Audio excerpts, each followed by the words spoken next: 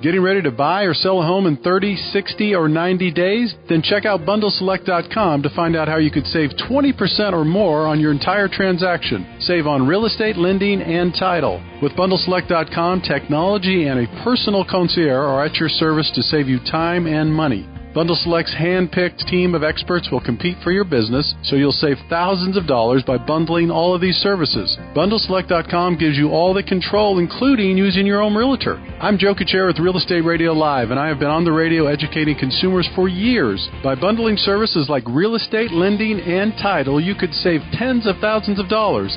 Act now, and this new model could save you money on your move, lower your interest rate, or cover your closing costs. Visit BundleSelect.com. That's BundleSelect.com. The estimated minimum savings are based on a comparison with the national average. Individual results may vary, and the estimated savings are not guaranteed. Bundle Select Inc. is a licensed real estate broker. California Bureau of Real Estate Broker license number 004666902. Welcome to Real Estate Radio Live, an informative and engaging podcast discussing everything you need to know about the world of real estate. Your host, Joe Kuchera, provides you with insight and guidance on how to buy, sell, finance, and invest in real estate.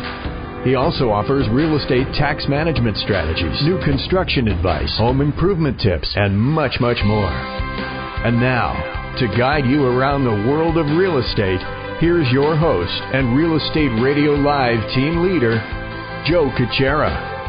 Welcome in, Joe Kuchera with Real Estate Radio Live. Thank you again. For those that are following us, continue to follow the show. Remember, for more information, you could always go to RERL-1489-Market.com. Be sure to download the podcast. You could do it there, or you could always go to iTunes. Just type in Real Estate Radio Live. The information will come up. You could download the app. That way you could follow the show anytime, anywhere at your convenience. Remember, the objective of the show the last 7 or 8 years has been education and information. We work really hard to have great guests on the show like we will today. I'll introduce in just a minute. Good content information, really primarily for you, the consumer, to help you make wise decisions in and around your real estate. However, we expand that, we broaden that scope a little bit as we do today, and we love to bring on professionals that could educate you on the financial side, how to invest, some of the things to look out for the market, and a lot of insight that we're fortunate to have experts like this join us on Real Estate Radio Live. If you need to reach me during the week, 408-838-9060, or you could always email joe@reradiolive.com. All right, I'm inviting my guest in. He's a visitor of the show. We like to have him on at least every couple of months or so if we can, based on his busy schedule. George Papadoyannis, who is a private wealth advisor for Ameriprise Financial Services. Welcome in, George. How are you doing today? I'm doing very well. Thank you for having me.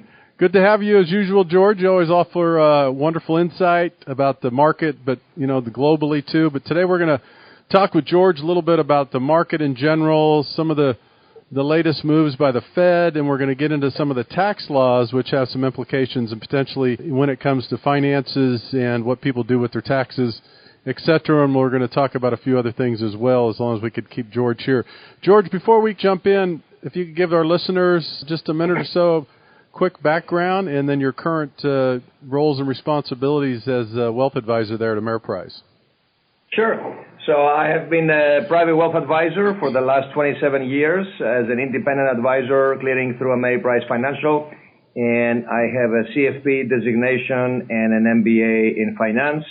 I have an office in San Jose and also in San Mateo, but I'm working with clients all over the Bay Area. Very good. And some overseas as well. Yes, you are. We'll talk a little bit about that, too. So maybe the best place to start, George, is if you could give us kind of an update on, I think as we wrapped up the end of 2017 and we headed into 2018, it was complete optimism.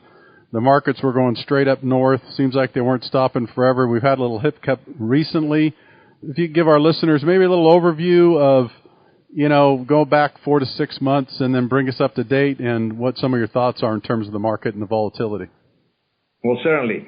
So ever since the election in November of 2016, we have seen an almost unstoppable bull market, which has lasted for the last couple of years.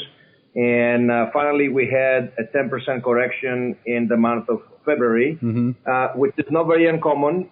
Usually, the markets experience a 10% correction once every 10 to 12 months. And this time we went for 2 years almost without a 10% correction. And of course, you got to pay the piper sometime when this happens. So I know we all tend to have short-term memory, but the more things change, the more they remain the same. We are now seeing a significant amount of volatility coming into the market. That, however, as we heard today from the new Fed chairman, is not swaying people's long-term outlook, where the markets, at least the economy, seems to continue to be on a good footing. The Fed chairman is expecting the economy to grow, according to the transcripts today, by 2.7% this year and 2.4% next year.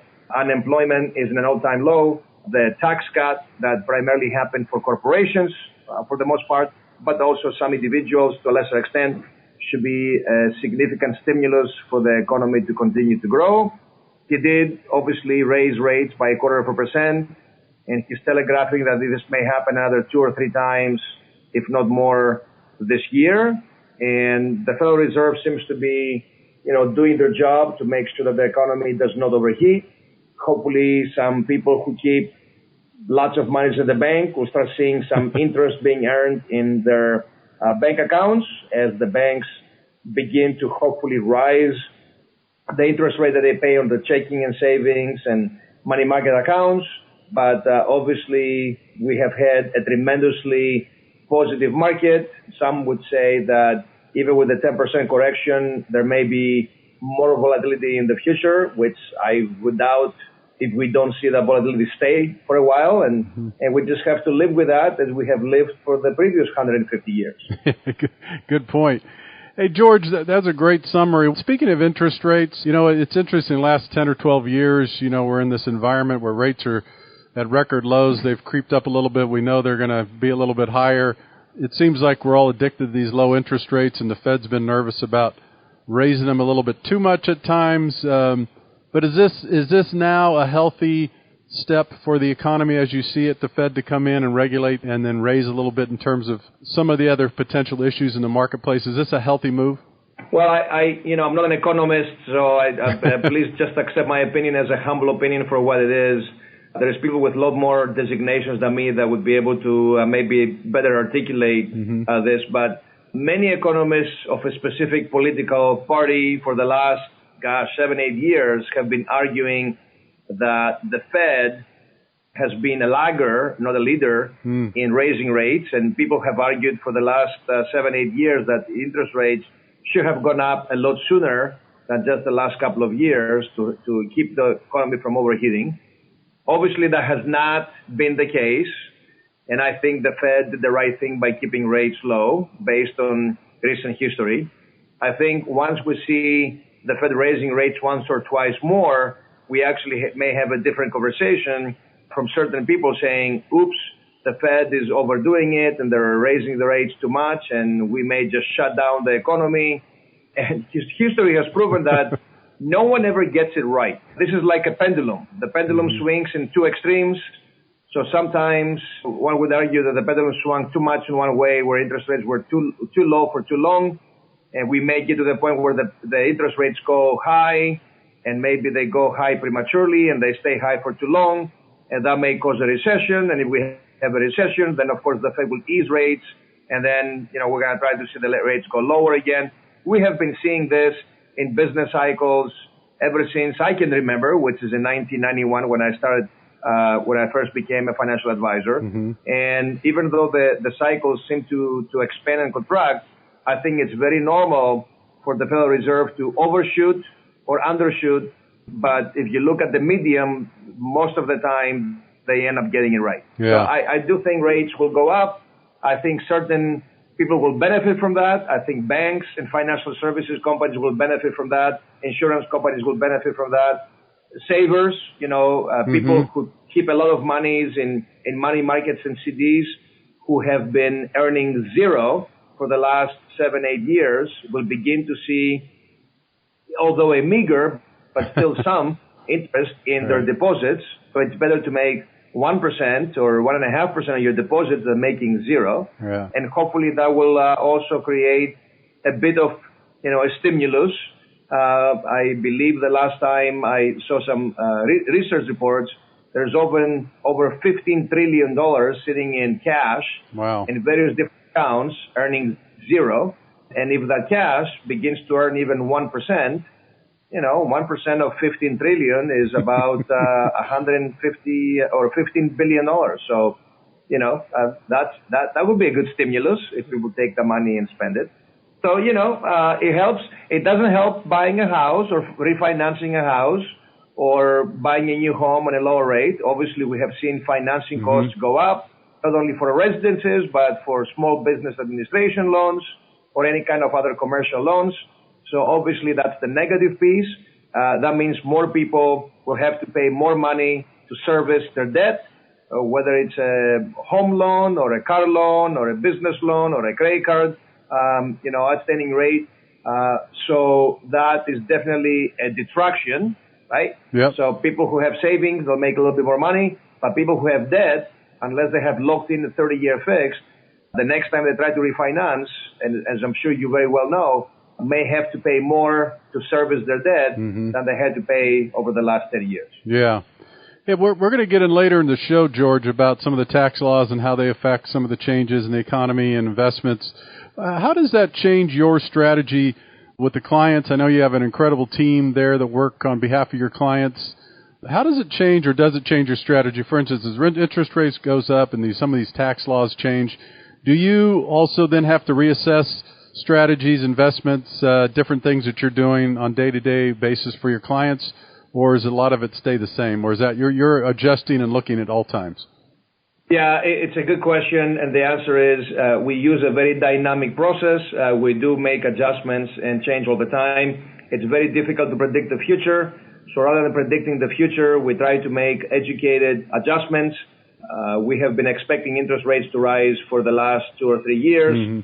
So we've been making some shifting on the fixed income allocation from interest rate sensitive fixed income investments to less interest rate sensitive investments like floating rate funds, loans and bank loans and floating rate funds that tend to not go down when interest rates go up.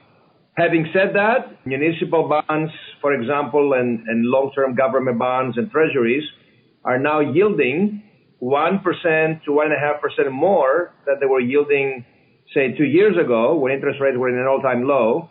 And at some point, once the Fed is at the tail end of their monetary policy, you may see interest-bearing or dividend-bearing investments become much more attractive because now their dividend yield has gone up 10 to 15% more than it was a few years ago.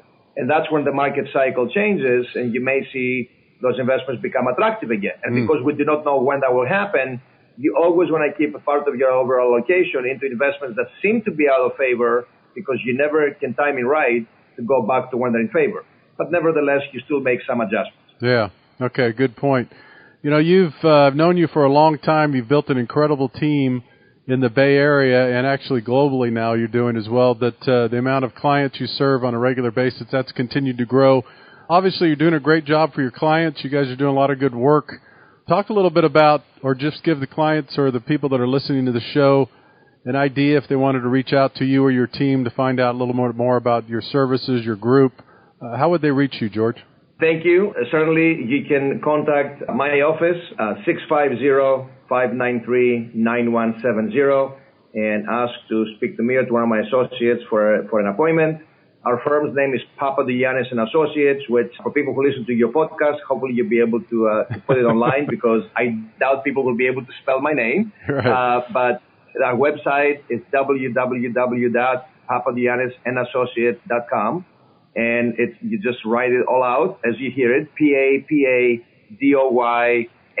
Papadoyannis, and not the and sign, just A&D, associates.com. And you're welcome to email me or contact me or call me, and either I or somebody in my team will be able to get back to you, usually less than 6 hours.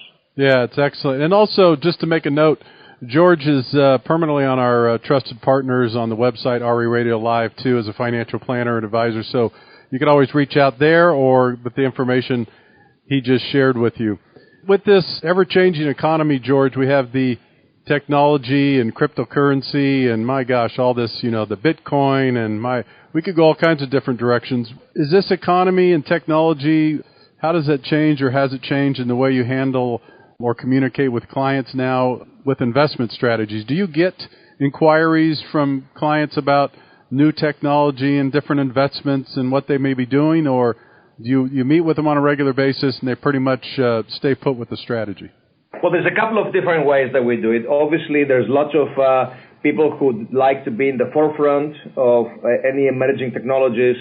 A few years ago, we had the Internet of Things, drones.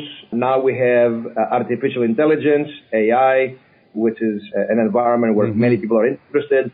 We see such a tremendous evolution of technology, which is changing the way we operate. I had an opportunity to listen to a venture capitalist / futurist speaker a few weeks ago that I was at the Barron's Top 100 Independent Advisors Conference in Nevada, and he spoke about the expectation is by the year 2035, half the population will not be driving a car because they'll be using driverless cars for communication. He also said that by the year 2040, most of us who will be very, very old by then would rather have an operation, a medical procedure done by a robot than an esteemed doctor. And he pretty much said that many jobs that we hold in high esteem today, including financial advisors, by the way, will be obsolete in the next 20 years. And of course, we had a little bit of a weird silence in the room. One of the gentlemen in the room raised his hand and he said, so if you think that many jobs, including our own, will be obsolete and people will be not driving their own cars, but they'll be commuting in driverless cars, what makes you think that people will still need to commute? And the whole crowd just broke up in laughter. It's really difficult to fathom that within our lifetime, we may see air taxes versus land-only taxes, and our transportation will be significantly different. One of the things that will be happening for sure in the next 5 to 10 years is we're going to have 5G and 6G, and that will create wonders for the internet speed. The expectation is once 5G is around, they'll be able to download the recent 2.5-hour Star Wars movie in about a second and a half. Wow. And when 6 speed is here, it will happen in less than a fraction of a 100th of a second. So I think the brain power of machines, the computing power, I should say, of machines would very much rival the power of the human brain within the next 10 to 15 years. And unless there's government intervention, we could very well have regenerating cells using people's individual cells to be able to regenerate cells that maybe are not as productive, and the life expectancy could very well be significantly higher than what today. I mean, one of these presentations said that people who are being born today in the year 2018 probably have a life expectancy of 142 years old. Wow. So I don't know how he came up with that, but 142 sounds a lot more than 95. Well, I'll tell you what, if they start investing early with you, though, George, think about the money they'll have. Yeah, I could be working until I'm 90 for all I know, because the future 90 will be today's 65. But it's the bottom line is there's so much excitement around what technology will do to how we act and how we behave and also how we interact. But just like when we had the Industrial Revolution over 100 years ago, there was many people, I'm sure, back then saying, well, this job will become obsolete and that job will become obsolete, and yet new jobs were created, new areas of interest were created, and here we are, despite all the technological revolutions we had. Yeah. And we're seeing an all-time unemployment low. Right. So I hope the future is bright, and barring a catastrophic event that's man-inflicted or government-inflicted or terror-inflicted, I think the future is bright. And for the people who want to stay engaged and informed, not misinformed, informed, and well-educated, I think the future would be bright. Very good. All right, here's what we're going to do. We're going to take a quick break. Great guest on today. We're going to come back, just take a quick minute. George Papadoyannis is spending some time with us. He's a private wealth advisor for Ameriprise Financial Services. We're going to take one quick break for about a minute. We're going to come back and continue the show. Stay with us. For more information on today's program, visit RERadiolive.com. That's RERadiolive.com.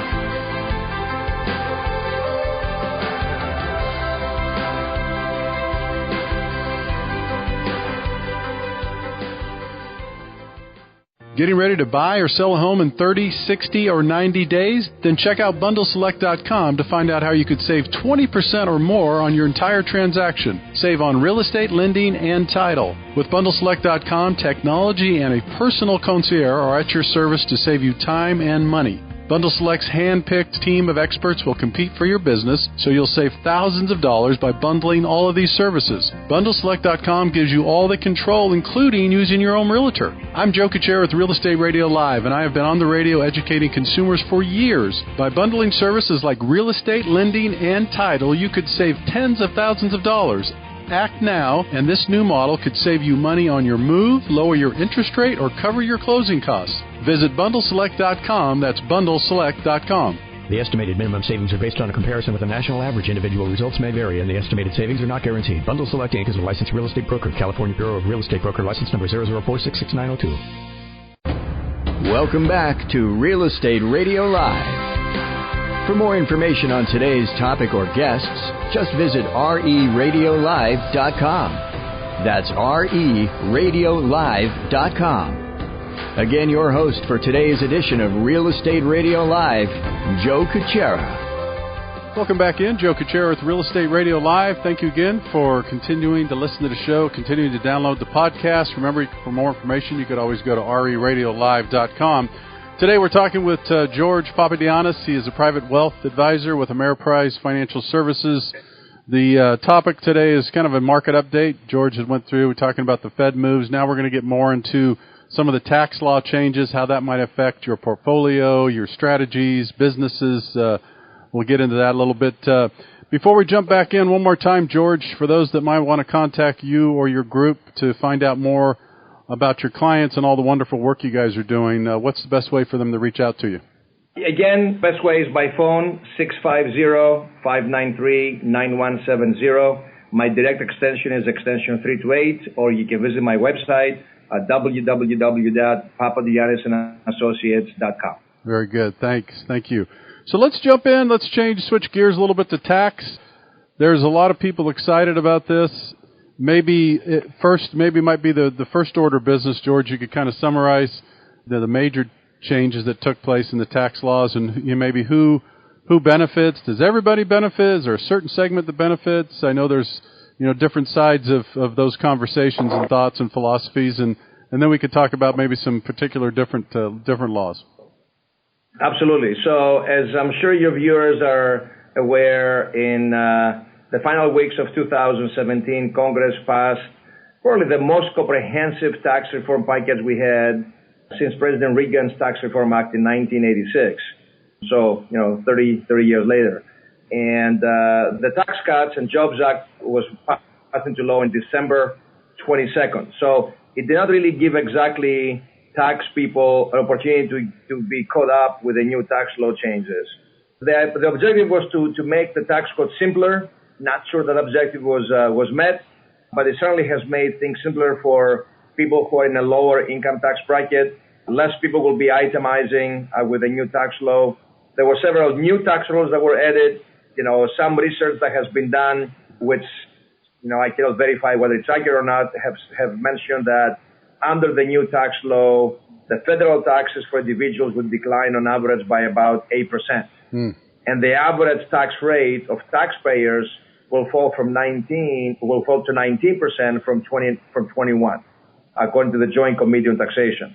Now, this also means that the government, unless we have an extreme level of growth, is projected to the net cost of this tax law will be increasing the deficits by about $1.4 trillion over the next 10 years. That means we can add $1.4 trillion to the $20 trillion deficit that we have today, unless there's a significant growth in the economy, which means more payroll taxes, more income taxes, because more people are paying taxes, even though it may be a lower rate. Mm-hmm. Now, The biggest winners of this tax law was obviously big companies and corporations, both publicly traded and not publicly traded, which is what has caused the stock market to have such a major rally, because there was anticipation that it was going to go through since the election. Certain brackets, certain households will see a significant drop in their taxes, but most people who are already in a high tax bracket, i.e. 30% or above, who live in a state like California, where the California tax is high, or New York or New Jersey, or some other highly state withholding states, you may not see a big difference in taxes.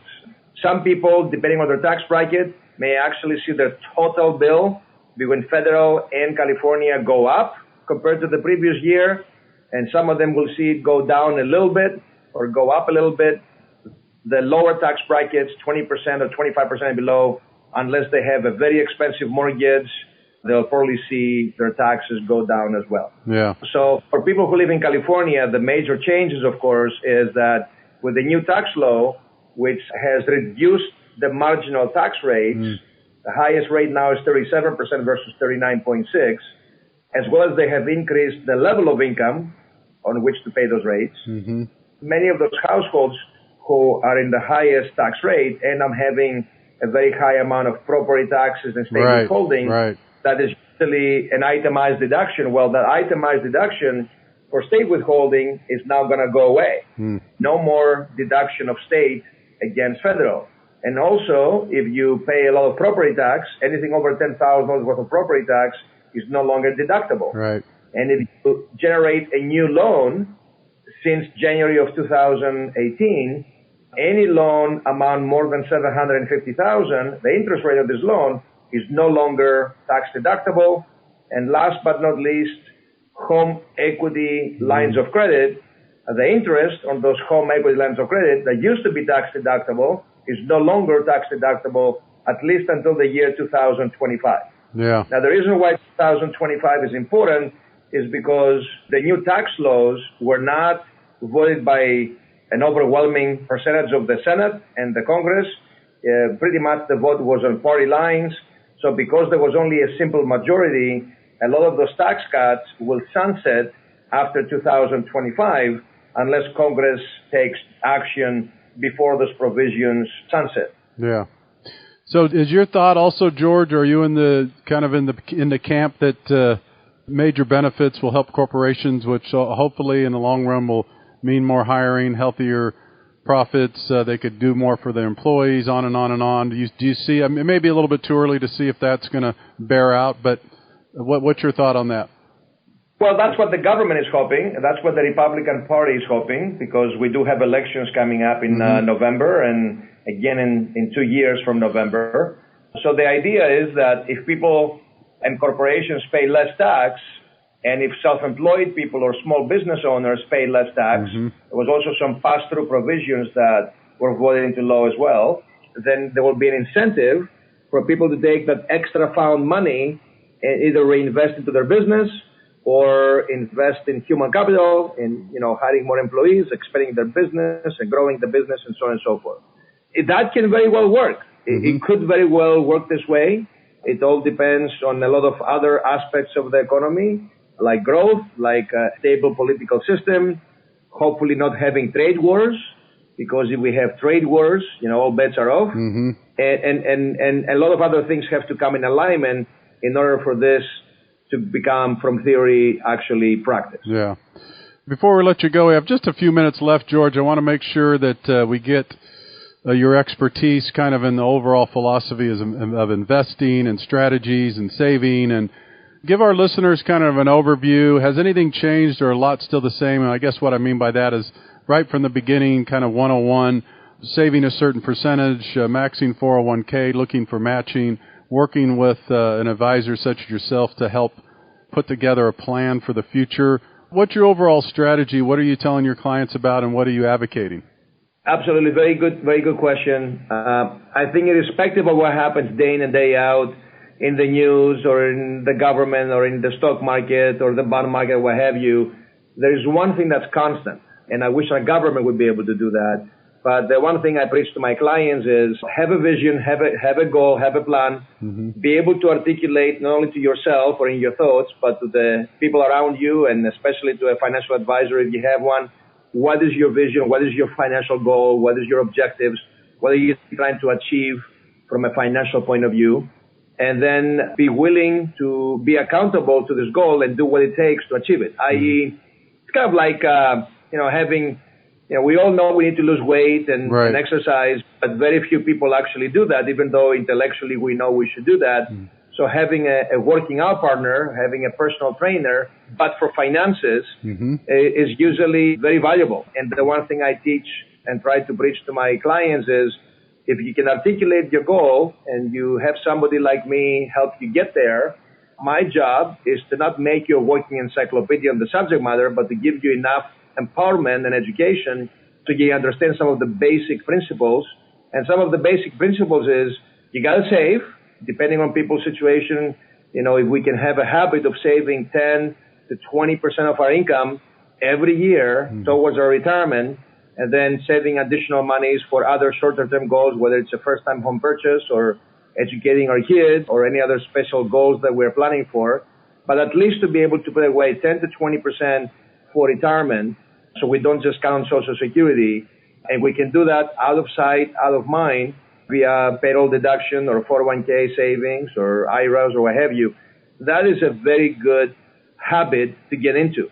And if you do that consistently, and you're investing in a hopefully moderate to moderately aggressive, and if you're young, even aggressive way, over time, as long as it's in a diversified portfolio, you will be phenomenally successful, even though it may look like a mountain when you're in your 20s or 30s. Yeah. So I'm teaching my son, I'm teaching that to the children of my clients, and even today, being able to diversify and use what we call dollar cost averaging as a way to systematically save is the single best way I know to accumulate wealth, the old-fashioned way, earning it a little bit at a time. Yeah, wonderful. Great assessment, great summary, good way to finish the show. George, thanks as usual. You always have a great insight into the market, the philosophy of investing, and much, much more. So thanks for joining us today, and we'll have you back in a month or so. Thank you. All right, take care. Thanks again, George. George Papadoyannis, for any of you who want to reach out, again, you can catch him on the website. One of the true top-notch financial planners in the entire area, if not the United States. Always highly rated, so I would recommend if anyone needs that service or you're looking for some help, reach out to George Papadoyannis. Again, by listening to the podcast here, go to the website, you can contact and get that information.